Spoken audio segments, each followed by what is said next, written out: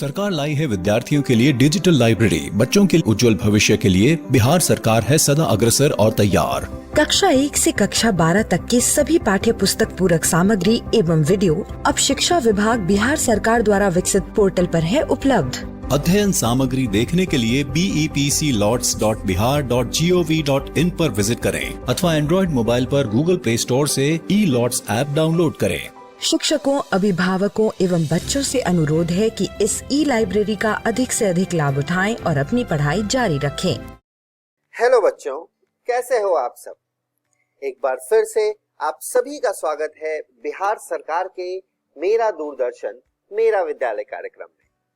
बच्चों, हम उम्मीद करते हैं कि आप सभी अपने घर पर सुरक्षित होंगे और अच्छे से पढ़ाई कर रहे होंगे। कर रहे हैं ना बच्चों? हाँ, पढ़ाई करना बहुत आवश्यक है, तो सभी लोग अच्छे से पढ़ाई कीजिएगा। और याद तो होगा ही आप सभी को क्या करना होता है एपिसोड देखने के बाद। एपिसोड देख लेने के बाद आपको अपने किताब से सवालों को हल करना होता है। तो अपना कॉपी और कलम ले लीजिए बच्चों और हो जाइए तैयार। हम शुरू करते हैं आज का एपिसोड। बच्चों, हर दिन की तरह आज का एपिसोड भी हम कक्षा 11 की पढ़ाई से करेंगे, जिसमें हम गणित के पाठ संबंध एवं फलन यानी कि रिलेशंस एंड फंक्शंस, जिसको हम पहले से पढ़ते आ रहे हैं, उसका आगे का भाग देखेंगे। उसके बाद बच्चों हम जीव विज्ञान यानी कि बायोलॉजी में एक नया पाठ शुरू करेंगे, प्लांट किंगडम। कक्षा 11 की पढ़ाई खत्म होने के बाद बच्चों हम कक्षा 12 की पढ़ाई शुरू करते हुए गणित में जो पाठ हम पढ़ रहे थे, इनवर्स ट्रिग्नोमेट्रिक फंक्शंस यानी प्रतिलोम त्रिकोणमितीय फलन, उसको और आगे जानेंगे। और सबसे आखिरी में हम बायोलॉजी यानी कि जीव विज्ञान में पुष्पी पादपों में लैंगिक प्रजनन को पढ़ेंगे, यानी कि रिप्रोडक्शन इन फ्लावरिंग प्लांट्स। तो चलिए शुरू करते हैं आज के एपिसोड को। नमस्कार दोस्तों, आज हम पढ़ने जा रहे हैं कक्षा 11वीं के गणित का अध्याय त्रिकोणमितीय फलन भाग 1। तो वीडियो शुरू करने से पहले आइए जानते हैं कि आज हम क्या क्या पढ़ने वाले हैं। तो हम शुरू करेंगे कोण से, उसके बाद हम पढ़ेंगे डिग्री माप, तथा सबसे अंत में हम पढ़ेंगे रेडियन माप। तो चलिए वीडियो शुरू करते हैं परिचय के साथ। आप सभी किसी एक दिशा में दो सरल रेखा का योग करना जानते ही हैं। आइए देखते हैं। चलिए हम यहां पर एक सरल रेखा लेते हैं जिसका नाम है AB, तथा हम यहां पर इसी दिशा में एक और सरल रेखा लेते हैं जिसका नाम है BC।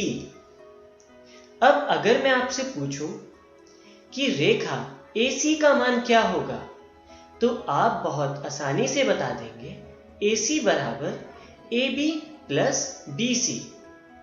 तो रेखा AC का मान आप AB प्लस BC बहुत आसानी से बता सकते हैं। पर चलिए यहां पर इस केस को थोड़ा सा मॉडिफाई करते हैं।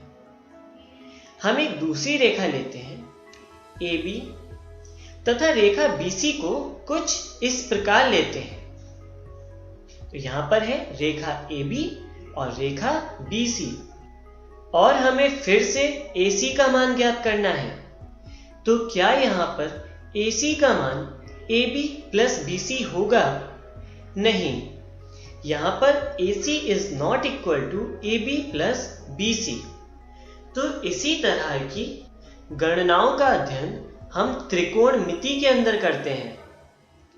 तो चलिए आइए हम त्रिकोणमिति को समझते हैं।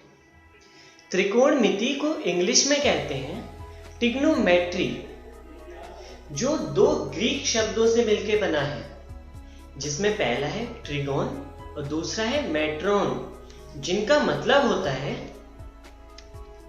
त्रिभुज की भुजाओं को मापना। तो आइए अब हम आगे चलते हैं और कोण का अध्ययन करते हैं। कोण को इंग्लिश में कहते हैं एंगल। कोण वह माप होती है जो एक किरण के उसके प्रारंभिक बिंदु के परितः घूमने पर बनता है। चलिए इसको उदाहरण से समझते हैं। मान लीजिए ये एक किरण है जो अपने प्रारंभिक बिंदु के परितः इस प्रकार घूम रही है और इसके इस घूमने के माप को ही कोण कहते हैं। तो आइए आगे बढ़ते हैं और प्रारंभिक भुजा को समझते हैं। किरण के घूर्णन की मूल स्थिति को प्रारंभिक भुजा कहते हैं। आइए अंतिम भुजा को समझते हैं। किरण के घूर्णन की अंतिम स्थिति को कोण की अंतिम भुजा कहते हैं। चलिए आगे चलते हैं और कोण के शीर्ष पर नजर डालते हैं। किरण के घूर्णन बिंदु को शीर्ष कहते हैं। अब आइए इन तीनों के लिए हम एक उदाहरण लेते हैं। मान लीजिए ये कोई किरण है जो अपने प्रारंभिक बिंदु के परितः इस प्रकार घूम रही है। तो इसकी प्रारंभिक किरण जिसे हरे रंग से दिखाया गया है इसे प्रारंभिक भुजा कहते हैं तथा अंतिम किरण जिसे लाल रंग से दिखाया गया है उसे अंतिम भुजा कहते हैं तथा इन दोनों के क्रॉस सेक्शनल पॉइंट को शीर्ष कहते हैं। तो चलिए अब हम आगे बढ़ते हैं और धनात्मक कोण के बारे में पढ़ते हैं। यदि प्रारंभिक भुजा व अंतिम भुजा द्वारा बनाए गए कोण का घूर्णन वामाव्रत है तो उस कोण को धनात्मक कोण कहते हैं। आइए इसे फिगर से समझते हैं। यहां पर हम एक प्रारंभिक भुजा लेते हैं जो वामाव्रत यानी एंटी क्लॉकवाइज घूम रही है। तो एंटी क्लॉकवाइज घूमने की वजह से इस कोण को धनात्मक कोण कहते हैं। जहां पर भुजाओं के नाम इस प्रकार है। यह प्रारंभिक भुजा, यह अंतिम भुजा तथा यह है शीर्ष बिंदु। अब आइए हम ऋणात्मक कोण के बारे में पढ़ते हैं। यदि प्रारंभिक भुजा व अंतिम भुजा द्वारा बनाए गए कोण का घूर्णन दक्षिणाव्रत है तो उस कोण को ऋणात्मक कोण कहते हैं। दक्षिणाव्रत का मतलब होता है एंटी क्लॉकवाइज। आइए हम इसे फिगर से समझते हैं। इसके लिए हम एक प्रारंभिक भुजा लेते हैं जो दक्षिणाव्रत यानी क्लॉकवाइज डायरेक्शन में घूम रही है। तो क्लॉकवाइज यानी दक्षिणावर्त दिशा में घूमने की वजह से इस कोण को ऋणात्मक कोण कहते हैं। जहां पर ये हमारी प्रारंभिक भुजा है, ये अंतिम भुजा तथा ये शीर्ष बिंदु है। तो आइए अब आगे बढ़ते हैं और डिग्री माप के बारे में पढ़ते हैं। इसके लिए भी हम एक प्रारंभिक भुजा लेते हैं जिसे हम मानते हैं कि वामाव्रत दिशा में घूम रही है, मतलब एंटी क्लॉकवाइज डायरेक्शन में, जो कि इस प्रकार अपना घूर्णन कर रही है। और हम मानते हैं कि कुछ समय के उपरांत अपना एक पूरा घूर्णन करके अपनी प्रारंभिक स्थिति पर वापस आ जाती है। और इस पूरे बने कोण को हम 360 डिग्री बोलते हैं। तो इसके अकॉर्डिंग हम कह सकते हैं कि 1 डिग्री बराबर 1/360 गुणा एक घूर्णन, जहां पर ये 1 डिग्री को प्रदर्शित करता है। तो चलिए अब हम आगे बढ़ते हैं और डिग्री से छोटे कोण के कुछ अन्य मात्रकों पर नजर डालते हैं। तो आइए देखते हैं। यहां पर हम 1 डिग्री को लिख सकते हैं 60 मिनट, जिसको इस प्रकार प्रदर्शित किया जाता है। मिनट के लिए हम संख्या को उसके ऊपर डैश लगाकर लिखते हैं। तो आइए देखते हैं कि मिनट से छोटी यूनिट क्या होती है। तो 1 मिनट को लिखा जा सकता है 60 सेकेंड्स, जिसको इस प्रकार प्रदर्शित किया जाता है। यहां पर सेकंड के लिए संख्या के ऊपर डबल डैश लगाए जाते हैं। तो चलिए अब हम आगे बढ़ते हैं और कोण को डिग्री में मापने के कुछ उदाहरण देखते हैं, जिसमें पहला उदाहरण इस प्रकार है। यहां पर हम एक किरण लेते हैं जो एंटी क्लॉकवाइज यानी वामाव्रत दिशा में एक कोण बनाती है। तो अगर आप ध्यान से देखें तो यह कोण लंबवत कोण से आधा है, तो इसलिए इसको हम बोलेंगे 45 डिग्री।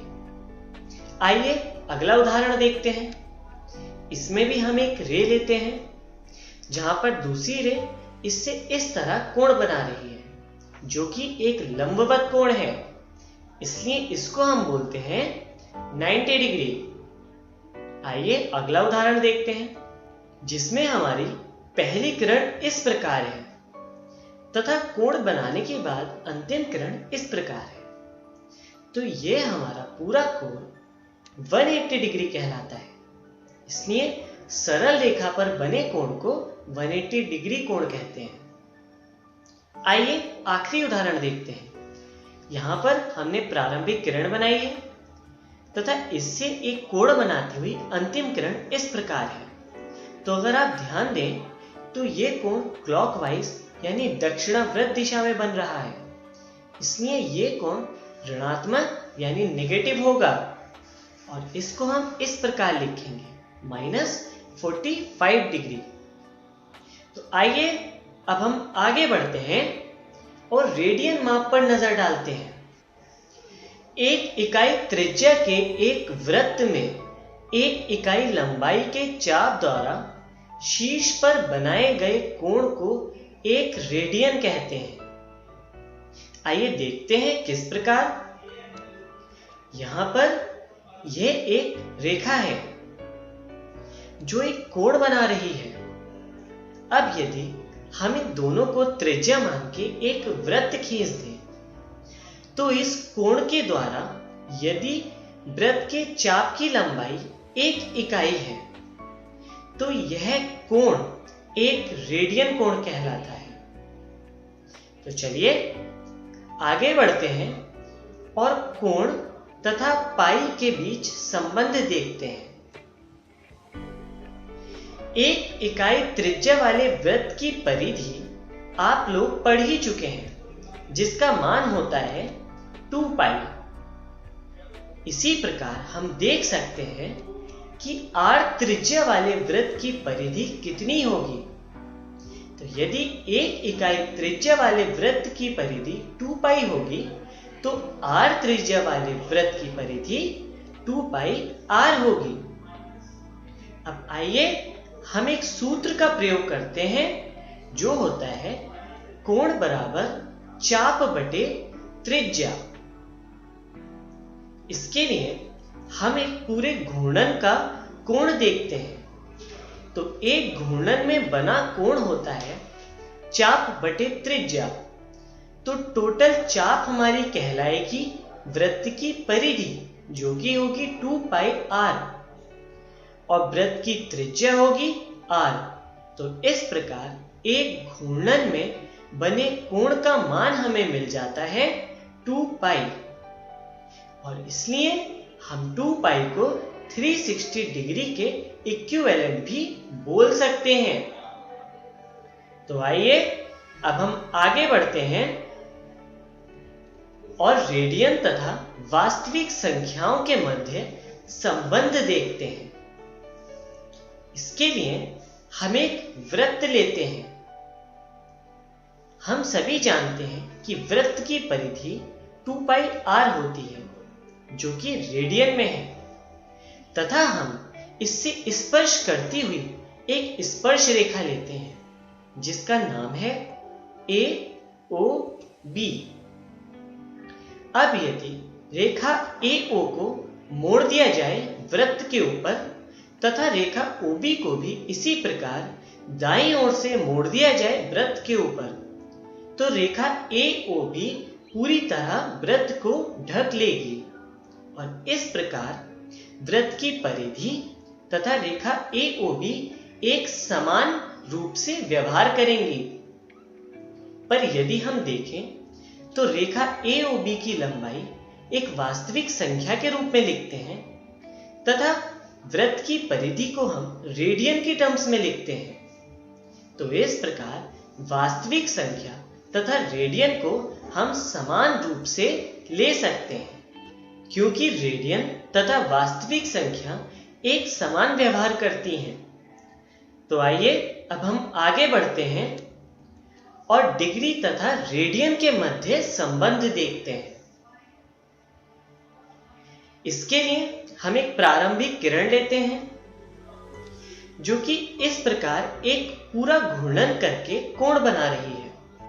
चलिए आगे देखते हैं। एक घूर्णन में बना कोण बराबर 360 डिग्री, जो कि आप पढ़ ही चुके हैं। इसी प्रकार एक घूर्णन में बने कोण को 2 पाई रेडियन भी कह सकते हैं और इसके अनुसार हम लिख सकते हैं एक रेडियन बराबर 360 बटे 2 पाई, जिससे हमें वैल्यू मिलती है 57 डिग्री 16 मिनट। तो यहां से हमें रेडियन तथा डिग्री के मध्य संबंध मिल जाता है। तो आइए अब आगे बढ़ते हैं और जानते हैं कि आज के वीडियो में हमने क्या क्या सीखा। तो आज हमने सबसे पहले पढ़ा कोण के बारे में, उसके बाद हमने पढ़ा कोण तथा रेडियन माप के बारे में, तथा सबसे अंत में हमने पढ़ा डिग्री तथा रेडियन के मध्य संबंध। तो आइए जानते हैं कि अगली वीडियो में हम क्या पढ़ने वाले हैं। तो अगली वीडियो में हम पढ़ेंगे त्रिकोणमितीय फलन। धन्यवाद।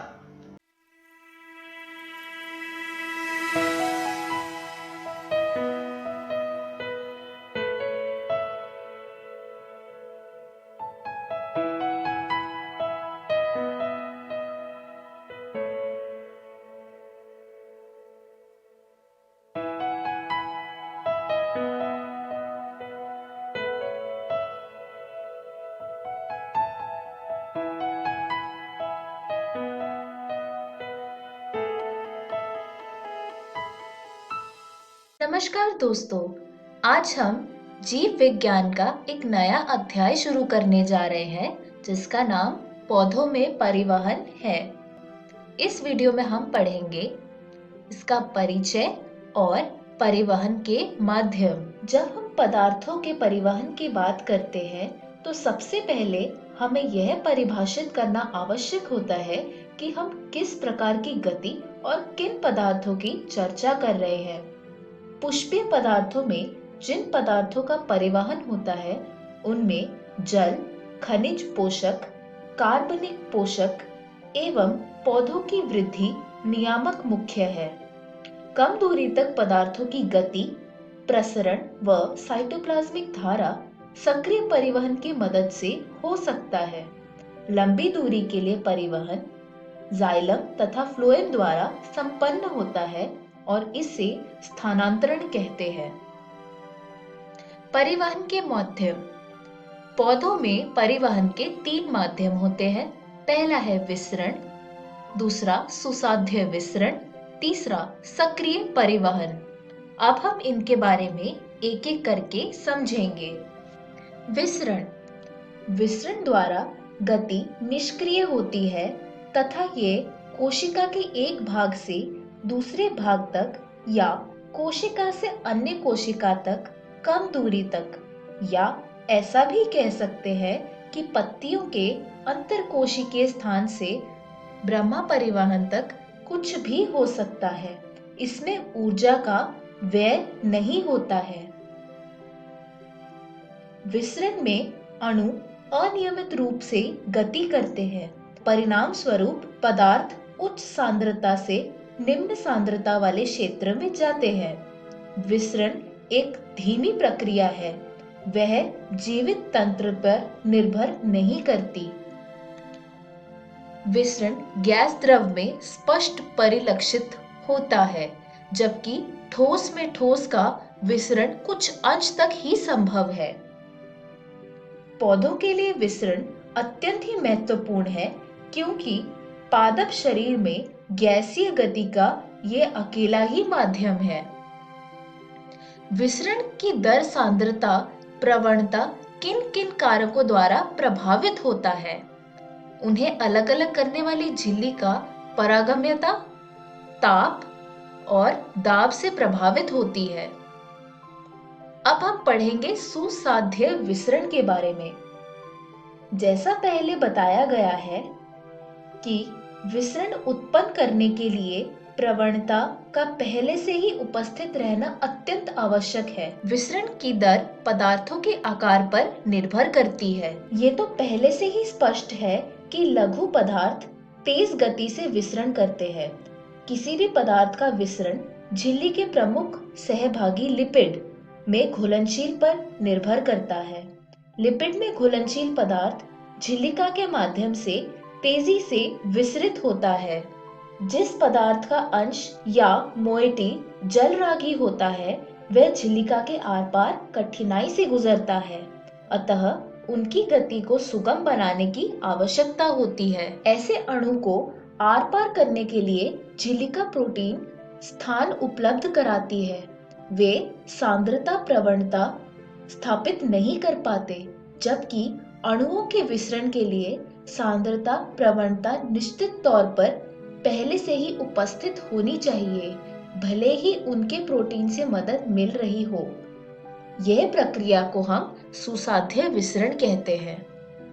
पोरिन एक प्रकार के प्रोटीन है जो प्लास्टिड माइटोकॉन्ड्रिया तथा बैक्टीरिया की ब्रह्मा झिल्ली में बड़े आकार के छिद्रों का निर्माण करती है, ताकि झिल्ली में से होकर प्रोटीन के छोटे छोटे साइज के अणु भी उसमें से गुजर सके। ब्रह्माकोशी के अणु परिवहन प्रोटीन पर बंधित रहते हैं और यही परिवहन प्रोटीन बाद में घुणित होकर कोशिका के भीतर अणु को मुक्त कर देती है।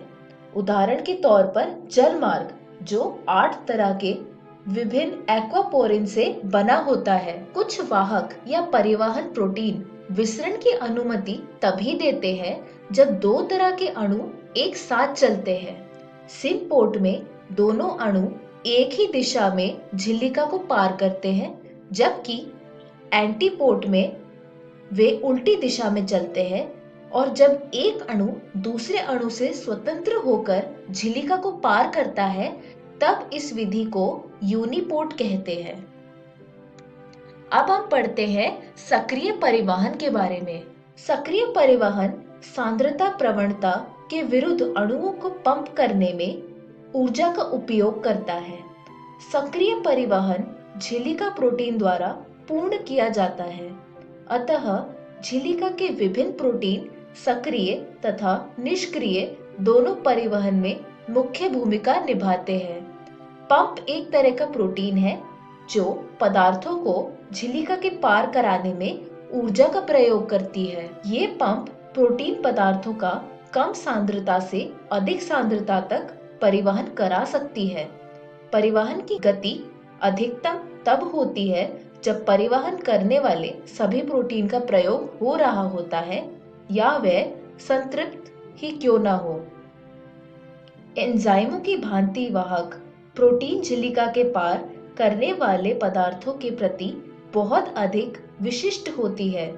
ये प्रोटीन निरोधक के प्रति भी संवेदनशील होती है, जो पार्श्व श्रृंखला से प्रतिक्रिया करती है। अब हम विभिन्न परिवहन तंत्रों की तुलना करते हैं। विशिष्ट झिल्लिका प्रोटीन की आवश्यकता। साधारण विसरण में कि इसमें विशिष्ट झिल्लिका प्रोटीन की आवश्यकता नहीं होती, जबकि सुसाध्य परिवहन और सक्रिय परिवहन में इसकी जरूरत होती है। उच्च वर्णनात्मक। साधारण विसरण में ऐसा कुछ नहीं होता, लेकिन सुसाध्य परिवहन और सक्रिय परिवहन में ऐसा होता है। परिवहन संतृप्त। साधारण विसरण में परिवहन संतृप्त नहीं होता, जबकि सुसाध्य परिवहन और सक्रिय परिवहन में ऐसा होता है। अपहिल परिवहन। साधारण विसरण और सुसाध्य परिवहन में अपहिल परिवहन नहीं होता है, लेकिन सक्रिय परिवहन में अपहिल परिवहन होता है, क्योंकि इसमें प्रोटीन पदार्थों का कम सांद्रता से अधिक सांद्रता तक परिवहन करा सकते हैं। एटीपी ऊर्जा की आवश्यकता। साधारण विसरण और सुसाध्य परिवहन में एटीपी की आवश्यकता नहीं होती है, इसमें एटीपी का व्यय नहीं होता है, लेकिन सक्रिय परिवहन में एटीपी की आवश्यकता होती है। इस वीडियो में हमने सीखा परिचय और परिवहन के माध्यम। अगली वीडियो में हम पढ़ेंगे पादप जल संबंध, जल विभव, परासरण, जीव द्रव्य कुंचन और अंतःशोषण। धन्यवाद।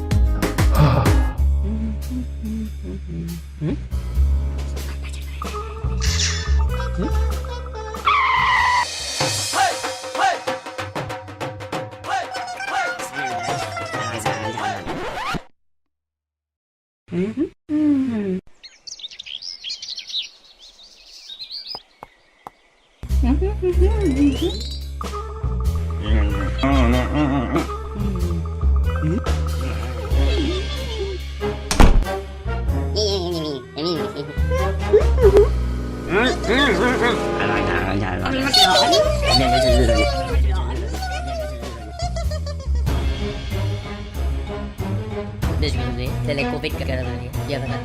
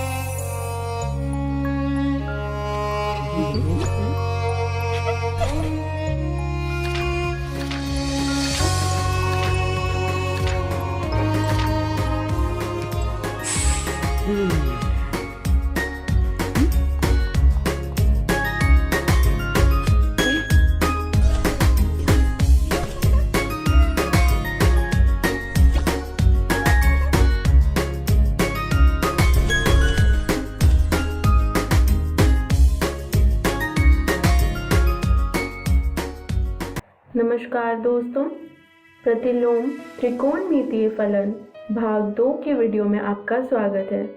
आइए जानते हैं इसमें हम क्या पढ़ेंगे। प्रतिलोम फलन के गुण शुरू करते हैं। साइन इनवर्स x बराबर है x के और x -1 से 1 के अंतर्गत है। साइन इनवर्स साइन x बराबर है x के और x -π/2 से π/2 के अंतर्गत है। आइए देखते हैं पहला गुण। साइन इनवर्स यानी साइन प्रतिलोम 1/x बराबर है कोसेक इनवर्स यानी कोसेक प्रतिलोम x के, जिसमें x बड़ा तथा बराबर है 1 के और x छोटा तथा बराबर है -1 के। देखते हैं। मान लीजिए कोसेक इनवर्स x बराबर है y के, अर्थात x बराबर होगा कोसेक y के। हम जानते हैं कोसेक x बराबर है 1 भाग साइन x के। इसका मतलब 1 भाग x बराबर होगा साइन y के। इसलिए साइन इनवर्स यानी साइन प्रतिलोम 1 भाग x बराबर होगा y के, और हमने y को कोसेक इनवर्स x माना था। इसका मतलब साइन इनवर्स 1/x बराबर होगा कोसेक इनवर्स x के। आइए देखते हैं दूसरा गुण। साइन इनवर्स -x बराबर है माइनस साइन इनवर्स x के, जिसमें x -1 से 1 समूचे के अंतर्गत है। देखते हैं हल। मान लीजिए साइन इनवर्स -x बराबर है y के, अर्थात -x बराबर होगा साइन y के, जिसका मतलब x बराबर होगा माइनस साइन y के, अर्थात x बराबर होगा साइन माइनस y के, जिसका मतलब साइन प्रतिलोम x यानी साइन इनवर्स x बराबर होगा -y के, और y को हमने साइन इनवर्स -x माना था। तो साइन इनवर्स -x बराबर हो गया माइनस साइन इनवर्स x के। देखते हैं तीसरा गुण। कॉस इनवर्स -x बराबर होगा pi minus cos inverse x के, और x -1 से 1 समूचे के अंतर्गत है। देखते हैं हल। मान लीजिए कॉस इनवर्स -x बराबर है y के। इसका मतलब -x बराबर होगा कॉस y के, यानी x बराबर होगा माइनस कॉस y के, और हम जानते हैं माइनस कॉस थीटा बराबर होता है कॉस पाई माइनस थीटा। यहाँ पे अगर मैं देखूं थीटा की जगह पे y है, जिसका मतलब ये बराबर होगा कॉस पाई माइनस y के, अर्थात कॉस इनवर्स x बराबर हो गया पाई माइनस y के, और y मैंने माना था कॉस इनवर्स माइनस x को, यानी कॉस इनवर्स x बराबर होगा pi minus cos inverse minus x। देखते हैं चौथा गुण। Sine inverse x plus cos inverse x बराबर होगा पाई भाग 2 के। देखते हैं हल। मान लीजिए साइन इनवर्स x बराबर है y के, अर्थात x बराबर होगा साइन y के, यानी cos पाई भाग 2 माइनस y,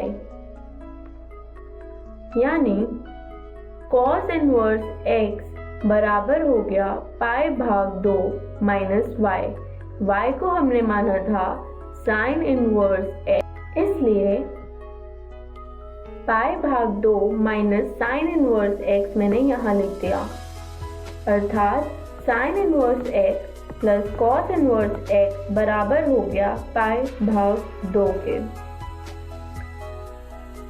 देखते हैं पांचवा गुण।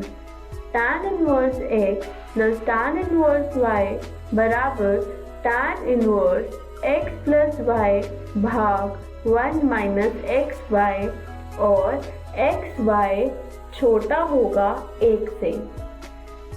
मान लीजिए tan इनवर्स x बराबर है थीटा के और tan इनवर्स y बराबर है फाई के, यानी x बराबर हो गया tan थीटा के और y बराबर हो गया tan फाई के। अब हम जानते हैं tan थीटा प्लस फाई बराबर होता है tan theta plus tan phi भाग 1 minus tan theta tan phi, यानी x प्लस y भाग 1 माइनस एक्स वाई, अर्थात थीटा प्लस फाई बराबर होगा tan inverse x plus y भाग 1 माइनस एक्स वाई के, अर्थात tan inverse x plus tan inverse y बराबर होगा tan inverse x plus y भाग 1 माइनस एक्स वाई के लिए। ध्यान दीजिए ये गुण एक्स वाई छोटा होगा 1 से जब तभी ये परिभाषित है। इसमें एक गुण और है जिसमें एक्स वाई बड़ा होगा -1 से, वह आप इसी प्रकार कर लेंगे। देखते हैं छठा गुण, 2 tan इनवर्स x बराबर साइन इनवर्स 2x भाग 1 प्लस x के वर्ग के। देखते हैं हल। मान लीजिए tan इनवर्स x बराबर है y के, यानी x बराबर है tan y के। इसका मतलब साइन इनवर्स 2x भाग 1 प्लस x के वर्ग बराबर होगा साइन इनवर्स 2 tan y भाग 1 प्लस tan y के वर्ग के। हम जानते हैं साइन 2y बराबर होता है 2 tan y भाग 1 प्लस tan y के वर्ग के, यानी साइन इनवर्स साइन 2y मैं लिख सकती हूँ जो कि बराबर होगा 2y के, यानी 2 tan इनवर्स x, अर्थात 2 tan इनवर्स x बराबर होगा साइन इनवर्स 2x भाग 1 प्लस x के वर्ग के।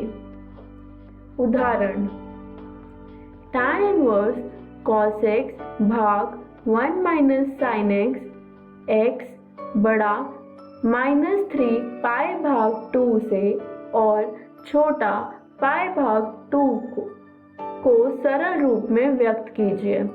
देखते हैं हल।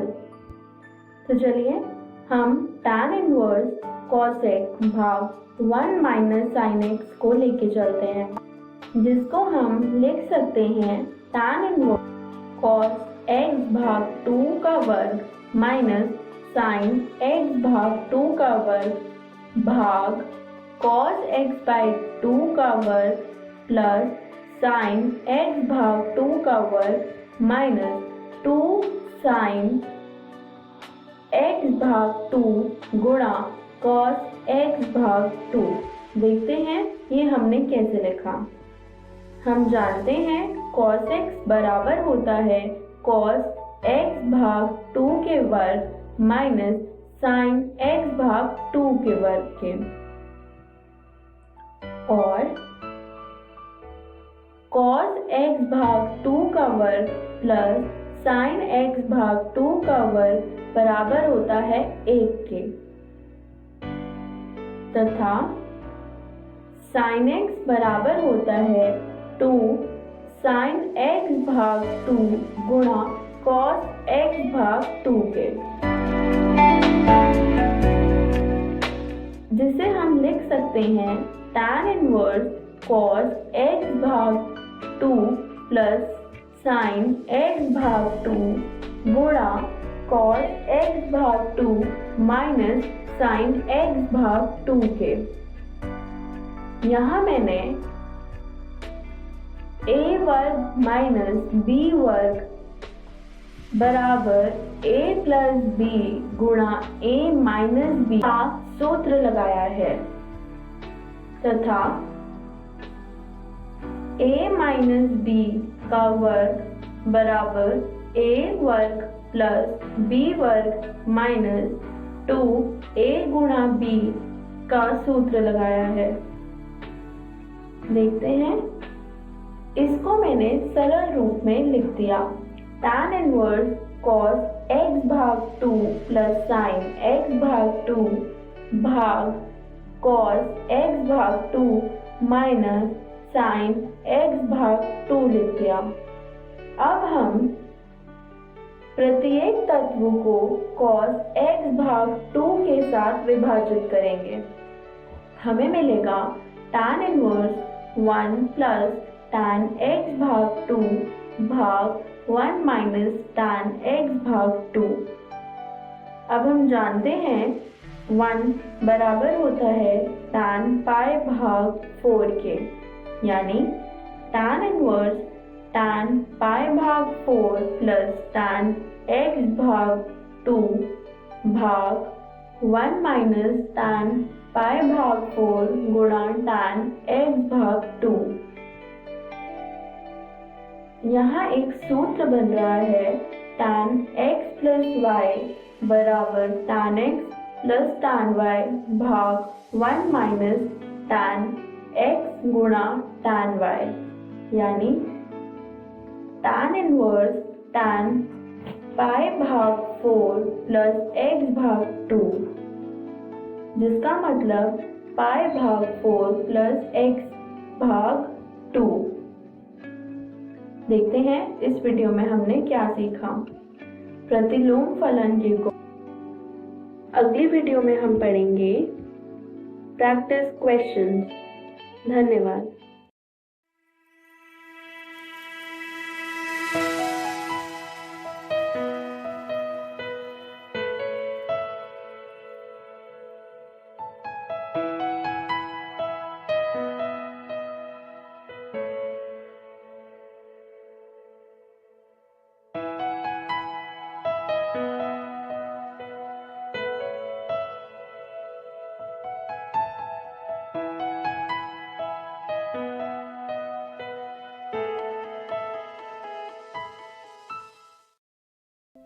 हेलो दोस्तों, जीव विज्ञान की इस वीडियो में आपका स्वागत है।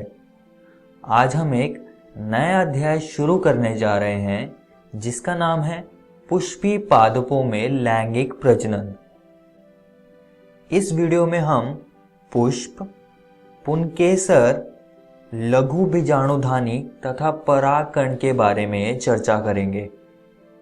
तो चलिए शुरू करते हैं पुष्प से। अब दोस्तों, जैसे कि आप देख सकते हैं, यह एक पुष्प का चित्र है जिसके अलग अलग भाग हैं। वृत्तिकाग्र, वृत्तिका, अंडाशय, परागकोश, तंतु, दल, बाह्य दल और पुष्पासन। अब दोस्तों, वृत्तिकाग्र, वृत्तिका और अंडाशय मादा जननांग स्त्री केसर के हिस्से हैं, तो ये चीज आपको याद रखनी है। और परागकोश और तंतु नर जननांग पुंकेसर के हिस्से हैं। अब एक या उससे ज्यादा स्त्री केसर आपस में मिलकर जायांग बनाते हैं और इसी तरह से एक या उससे ज्यादा पुंकेसर मिलकर पुमंग बनाते हैं और बाह्य दल आपस में मिलकर कैलिक्स बनाते हैं और दल आपस में मिलकर कोरोला बनाते हैं। आइए अब हम पुष्प के नर जननांग पुंकेसर को समझते हैं। ये चित्र पुंकेसर का है, कितना सुंदर है ना ये। पहला है द्विपालिक संरचना वाला परागकोश और दूसरा है लंबा एवं पतला डंठल तंतु। जरा यहां देखिए, ये चित्र पुंकेसर का आपकी एनसीईआरटी किताब का है, जिसमें कि मैंने परागकोश और तंतु को दिखाया हुआ है। और ये पुंकेसर तंतु की मदद से पुष्प से जुड़ा रहता है। यहाँ पर पराग सैक होता है जहाँ पर पराग कण उत्पन्न होते हैं और इन्हीं पराग सैक में 4 लघु बीजाणुधानी होती है जिसके बारे में हम अभी पढ़ेंगे। जैसा कि आप देख सकते हैं यह एक पराग कोश है और पराग कोश के अंदर 4 लघु बीजाणुधानी यानी कि माइक्रोस्पोरेंजिया होते हैं और ये लघु बीजाणुधानी टपिटम नाम की परत से ढके होते हैं।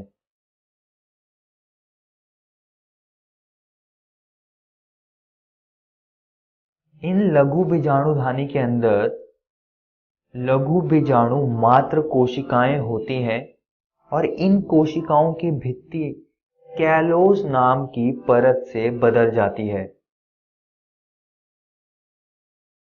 अब लघु बीजाणु मात्र कोशिका में मियोसिस से विभाजन होने लगते हैं जिसके परिणाम स्वरूप 4 लघु बीजाणु बनते हैं जिन्हें हम लघु बीजाणु चतुष्टय या चतुष्क कहते हैं। बाद में कैलोस की परत हट जाती है और स्पोरोपोलिन की परत इनके ऊपर आ जाती है। टपिटम परत भी अतिरिक्त स्पोरोपोलिन उत्पन्न करने लगती है और ये अतिरिक्त स्पोरोपोलिन लघु बीजाणु के ऊपर आने लगती है।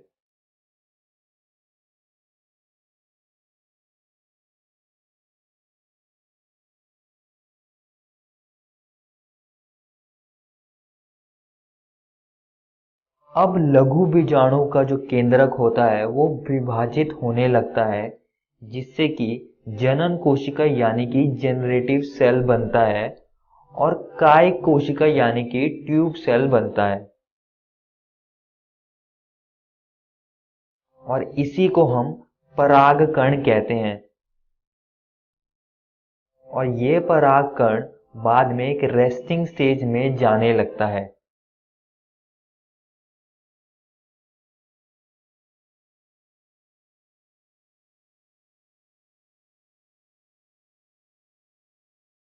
आइए अब आगे बढ़ते हैं और लघु बीजाणुधानी की संरचना को समझते हैं।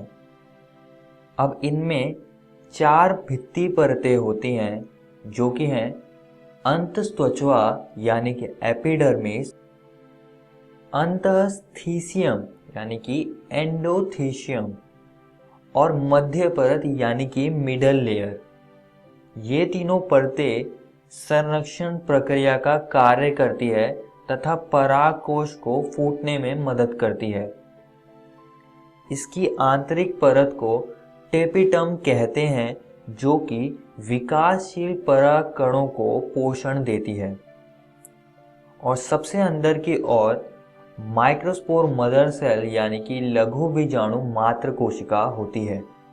और दोस्तों जरा यहाँ देखिए, ये आपकी एनसीईआरटी किताब का चित्र है जिसमें कि आप देख सकते हैं कि पॉलन ग्रेन्स यानी कि परागकण कैसे उत्पन्न हो रहे हैं।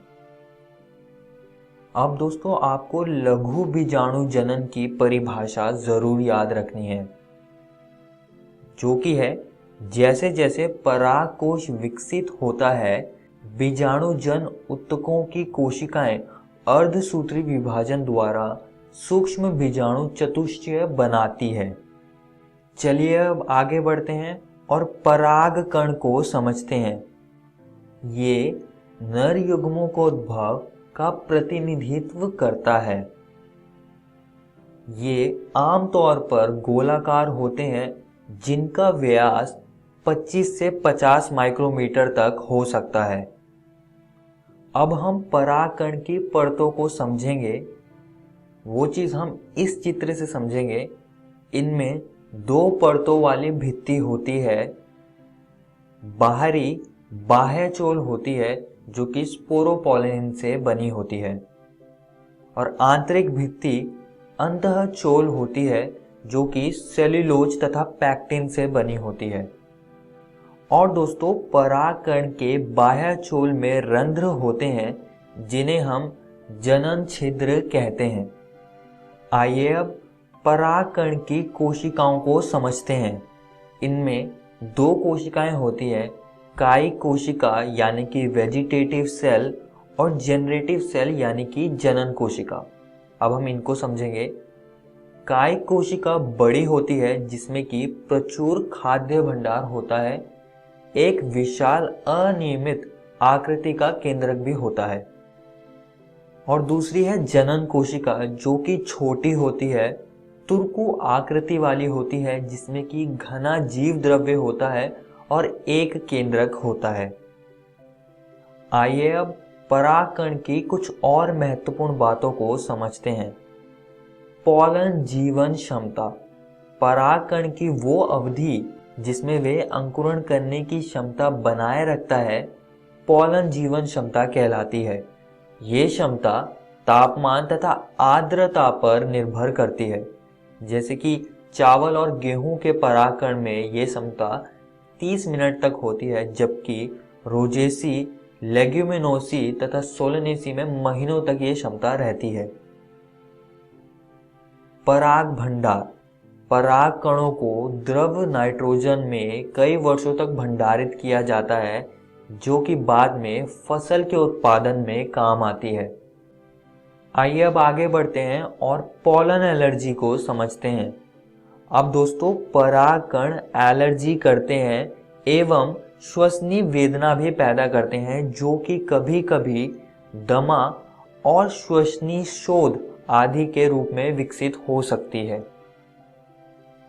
अब परागकणों के कुछ फायदे भी हैं, जिससे कि पराग उत्पाद यानी कि पॉलन उत्पाद बनते हैं। जैसे कि आप देख सकते हैं, यह टैबलेट और सिरप बनाने के काम आता है और इससे खिलाड़ियों एवं धावक अश्वों की कार्य क्षमता भी बढ़ती है। इस वीडियो में हमने पुष्प को समझा, जिसका हमने नर जननांग पुंकेसर के बारे में चर्चा करी और हमने परागकण के बारे में भी पढ़ा। दोस्तों, मैं आप सभी को एक और बात यहाँ पर बताना चाहूँगा कि आज हमने आपकी एनसीईआरटी किताब के 2 टॉपिक्स को ख़त्म कर लिया है। आप इनको ज़रूर घर से किताब से पढ़कर आइएगा। अगली वीडियो में हम स्त्री केसर, गुरु बीजाणुधानी, भ्रूणकोश और परागण के बारे में चर्चा करेंगे। धन्यवाद।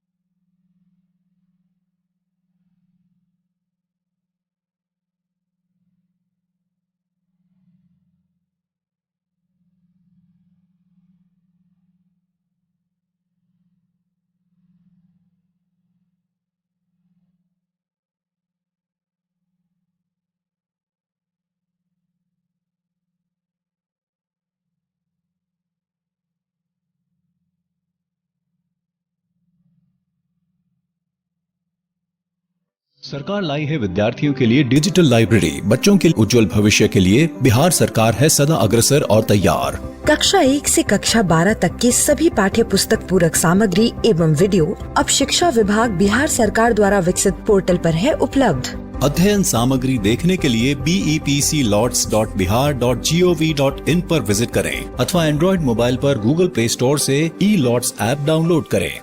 शिक्षकों, अभिभावकों एवं बच्चों से अनुरोध है कि इस ई लाइब्रेरी का अधिक से अधिक लाभ उठाएं और अपनी पढ़ाई जारी रखें।